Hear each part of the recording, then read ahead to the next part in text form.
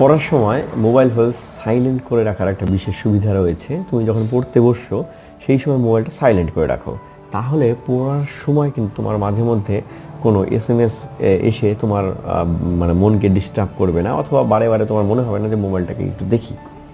যখন তুমি পড়তে বর্তমানে কিন্তু সবচেয়ে মানে ভয়ঙ্করতম দিক হচ্ছে পড়তে বসার সময় মাঝে মাঝে মাঝে মাঝে মোবাইল চেক করা। এর ফলে কী হয়, তোমার কনসেন্ট্রেশন ব্রেক হয়ে যায়, তুমি ফুল কনসেন্ট্রেশনে কিন্তু পড়তে পারো না।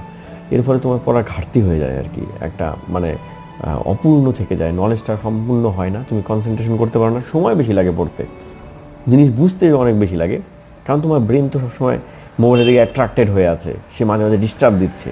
সুতরাং পড়ার সময় তুমি যদি মোবাইলটাকে সুইচ মানে জাস্ট সাইলেন্ট করে রাখতে পারো, পরে যখন পড়া শেষ হয় তখন সাইলেন্ট ওপেন করে দেখলে কী আছে।